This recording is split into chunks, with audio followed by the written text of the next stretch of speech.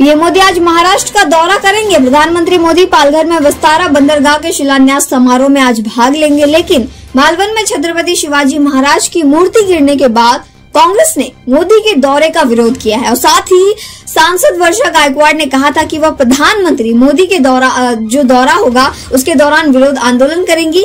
कांग्रेस के इस आक्रामक रुख के बाद मुंबई में जो राजनीतिक घटनाक्रम है वो देखने मिल रहा है और साथ ही कांग्रेस नेताओं के घरों के बाहर भारी पुलिस बल जो है तैनात कर दी गई है। इससे वर्षा गायकवाड़ काफी नाराज नजर आई और इसी बीच प्रधानमंत्री नरेंद्र मोदी के मुंबई दौरे के दौरान कांग्रेस विरोध प्रदर्शन करने वाली है। साथ ही वर्षा गायकवाड़ ने मांग की थी कि राजकोट किले में छत्रपति शिवाजी महाराज की मूर्ति गिरने पर मोदी माफी मांगे। इसी पृष्ठभूमि में मुंबई पुलिस ने जो है कांग्रेस वर्किंग कमेटी के सदस्य और प्रदेश कार्यकारी अध्यक्ष नसीम खान, मुंबई कांग्रेस अध्यक्ष गायकवाड़ के घर पर भारी पुलिस बल जो है वहां तैनात कर दिया। इसी पर वर्षा गायकवाड़ ने अपना बयान जारी करते हुए अपनी नाराजगी जो है वो जाहिर की है।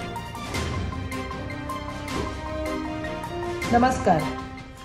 मुंबई काँग्रेसच्या वतीने आज आम्ही देशाचे पंतप्रधान जे मुंबईच्या बांद्रा कॉम्प्लेक्समध्ये येणार आहेत त्यांना आव्हान केलं होतं की आपण जाहीर महाराष्ट्राच्या जनतेची माफी मागावी, कारण महाराष्ट्राचं आराध्य दैवत असलेलं, महाराष्ट्राची अस्मिता असलेलं छत्रपती शिवाजी महाराज यांचं जे मालवण जिल्ह्यातील राजकोट किल्ल्यावरती असलेल्या पुतळ्याची विटंबना जी त्या तऱ्हेने झाली 8 महिन्यापूर्वी देशाच्या पंतप्रधानांच्या हस्तेच या ज्या आहे त्या पुतळ्याचं उद्घाटन झालं होतं आणि या अनावरणानंतर अवघ्या 8 महिन्यात हा पुतळा जो आहे तो कोसळला।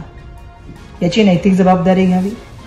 खरं सांगायचं झालं तर उपमुख्यमंत्री महोदयांना सुद्धा माझा प्रश्न आहे की जो त्या प्रकरणातील गुन्हेगार आहे तो मोकाट सुटलेला आहे, तो पसार झालेला आहे, परंतु आज आम्ही बघतोय की या संदर्भामध्ये आम्ही आवाज उचलण्याचं काम करतोय। तर सकाळपासून आमच्या सगळ्या कार्यकर्त्यांना जे आहे ते पोलिसांच्या माध्यमातून डिटेन करण्याचं काम चालू आहे। मला सुद्धा त्या ठिकाणी घराच्या बाहेर पूर्णपणे जो आहे आमच्या पोलिसांचा फौजफाटा लागलेला आहे।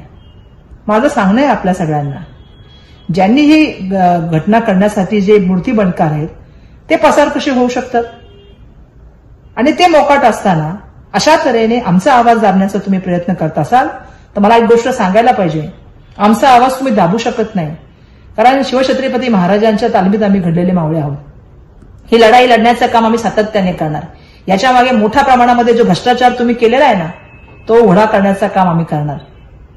त्यामुळे तुम्ही आमचा आवाज दाबू शकत नाही। सरकारी यंत्रणेचा वापर करायचा तो सुद्धा लोकांचा आवाज दाबण्यासाठी। अहो, महाराष्ट्राच्या जनतेची जाहीरपणे माफी मागा।